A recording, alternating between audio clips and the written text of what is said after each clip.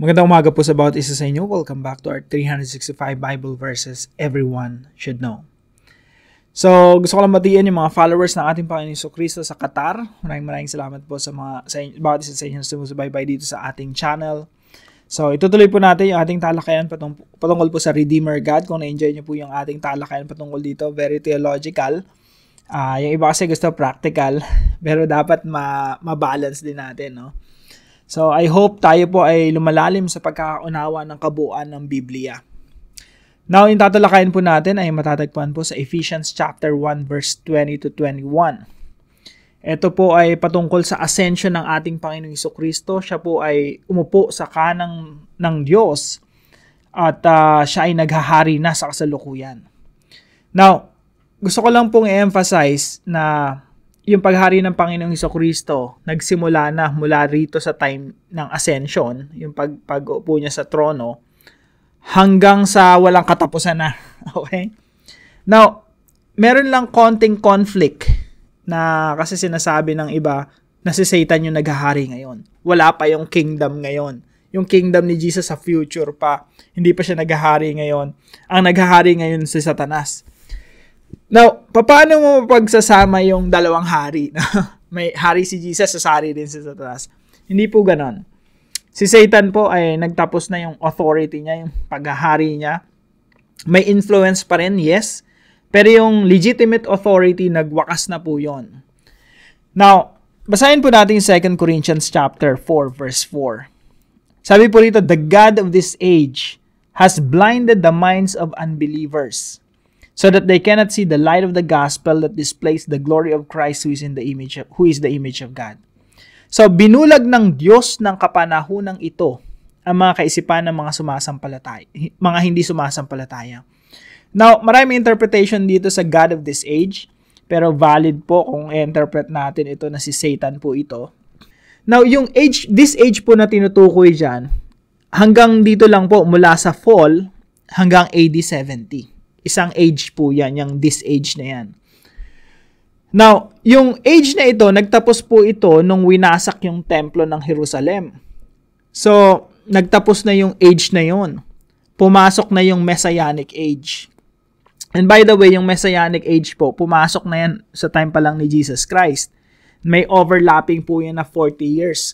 Kung gusto niyong malaman kung anong nangyari doon sa 40 years dito between the time of Jesus Christ and 70 AD, panoorin niyo po yung Prophecy of Jesus series. No? Nandun po yon.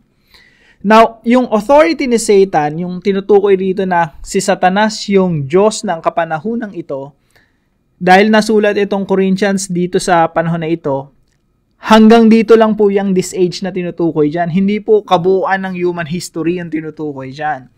At yung this age na ito na tinutukoy dito, yung kapanahunan na yon, nagwakas na po yon kasi pumasok na yung paghahari ng Panginoong Jesucristo. Okay po? Kaya tandaan niyo po yung term na to, no? This age. Now, sabi po rito sa Ephesians, that He worked in Christ when He raised Him from the dead and seated Him at His right hand in the heavenly places. So, ang Panginoong Jesucristo umakyat na dun sa langit, pinaupo siya ng Diyos sa bahaging kanan ng kanyang kamay sa kalangitan. Doon siya ay higit na nakakataas sa bawat pamunuan at kapamahalaan at kapangyarihan at paghahari sa bawat pangalang ipinangalan. Ito ay hindi lamang sa kapanahunang ito, hindi lang daw sa time na nito, kundi sa darating pa. Merong coming ages, sa darating pang mga panahon. So si Jesus Christ na upo doon sa kanang trono ng Diyos, far above all rule and authority, and power, and dominion, and above every name that is named, not only in this age, ito po yung tinutukoy dito, kasi ito po ay Ephesians, nasulat po ito ng mga AD 60s, so before AD 70. So sabi niya, not only in this age, but also in the one to come, sa mga darating pang mga panahon. And by the way, pag sa susunod na mga devotions natin, makikita natin na merong mga ages na tinutukoy sa Apostol Pablo. Ito po yung panahon na to, na naghahari pa rin ng Panginoong Jesucristo. So, simula sa panahon na ito, naghahari ng Panginoong Jesucristo, kasabay naman nun yung pagwawakas ng paghari ni Satanas. Now, tingnan mo natin yung John chapter 12 verse 31. Sabi po rito, now is the judgment of this world. Now will the rulers of this world be cast out. Ngayon na ang paghatol sa sanlibutan. Ito po yung panahon ang Panginoong Jesucristo ay ipapako na sa krus, no? Sabi niya, ngayon ang prinsipe ng sanlibutan, si Satanas po, ito ay palalayasin.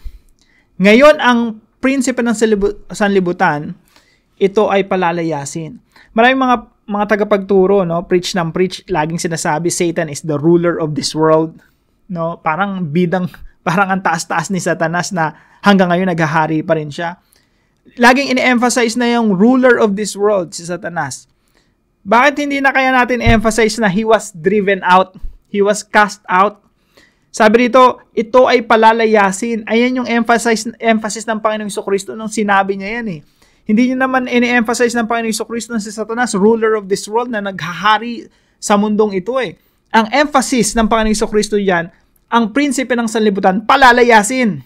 Kailan daw? Ngayon. Sa panahon nung sinabi niya yan, bago siya ipako sa krus, no? Ngayon, ang prinsipe ng sanlibutan, ito ay palalayasin. Kaya si Satanas, wala nang authority sa present age eh. Lalo na sa perfect age in the future. Si Satanas nagwakas na. Kaya ito po yung teaching natin ng ngayong umaga. Satan is no longer in power. Okay? Hindi na natin pwedeng sabihin sa mga pulpito na si Satanas naghahari dito sa mundo. Kailangan lang natin mag-aral ng Bible, unawain kung ano sinasabi ng Biblia. Na Satan is the God of this age. Wakas na yon. Pumasok na yung Messianic age. Si Kristo nang naghari. Kaya sabi sa Ephesians, no? Ito yung point number 2 natin. Jesus' authority is far above all rule, authority, power, dominion, and above every name. Si Satanas po, wala nang authority. Nung ang Panginoong Jesucristo ipinako sa krus, namatay at muling nabuhay at umakyat sa langit. Yung mga panahon na yun, ang sinabi ng Panginoong Jesucristo, all authority in heaven and on earth has been given to Him.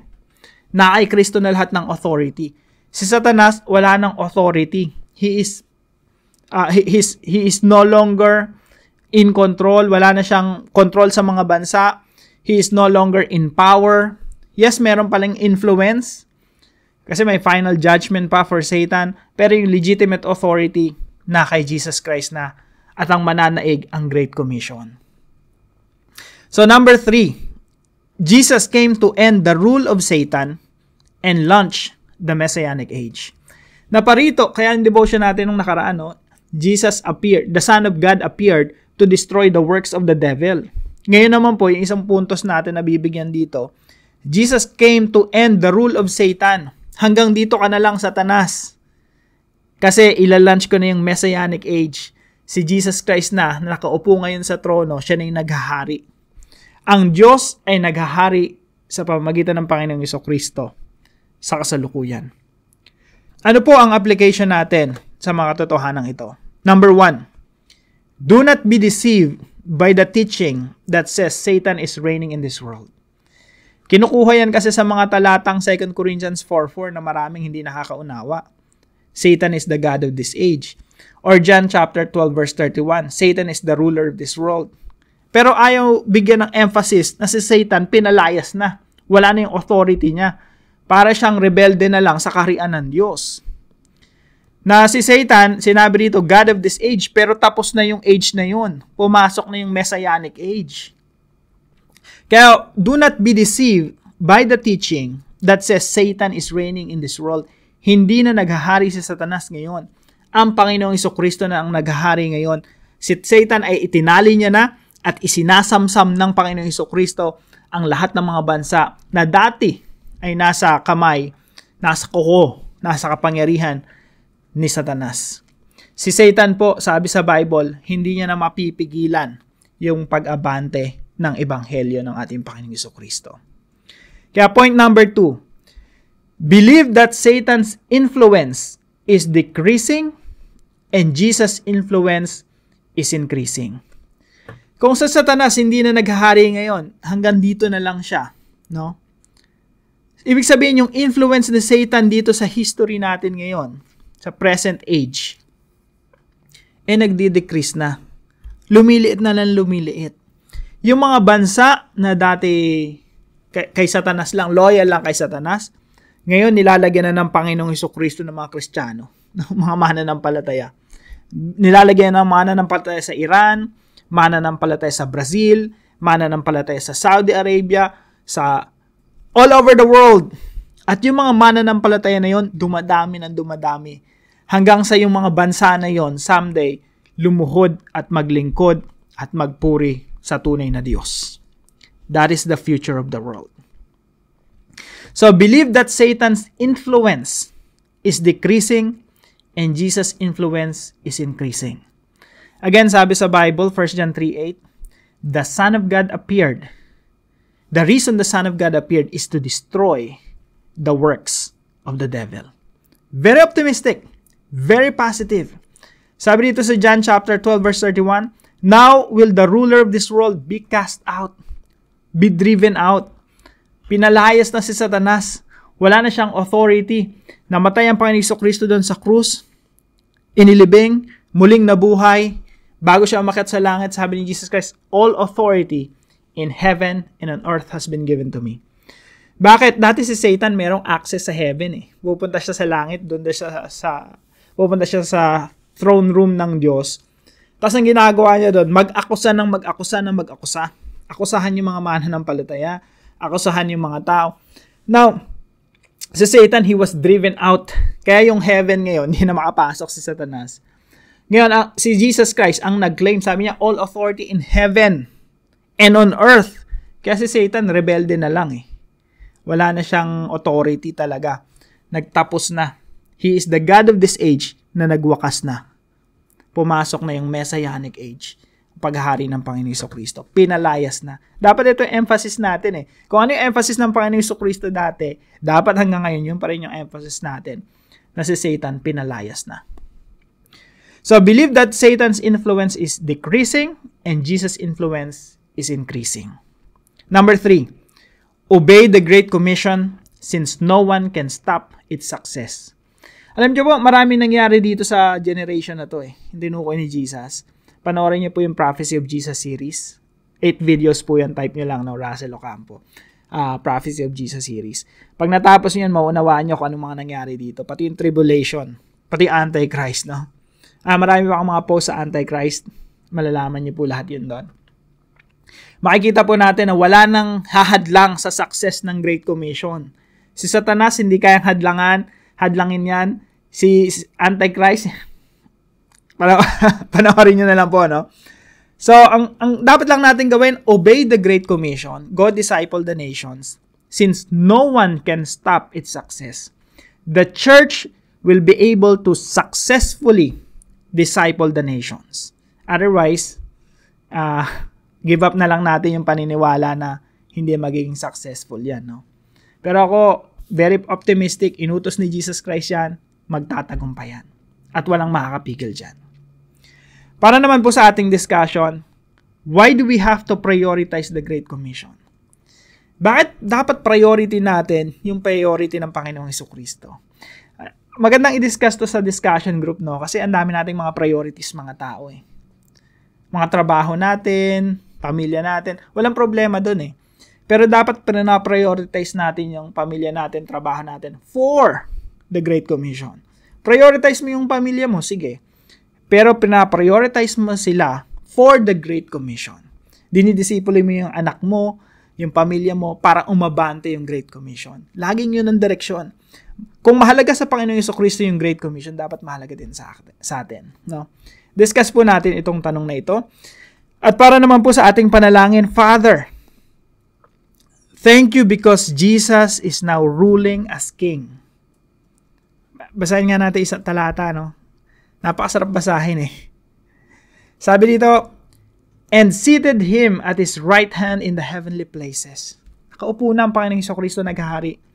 Far above all rule and authority and power and dominion and above every name that is named, not only in this age, dito po yon, but also in the one to come, kundi sa darating pa ng mga panahon. Sabi natin sa Panginoon, Father, thank you because Jesus is now ruling as King and Satan's influence is decreasing.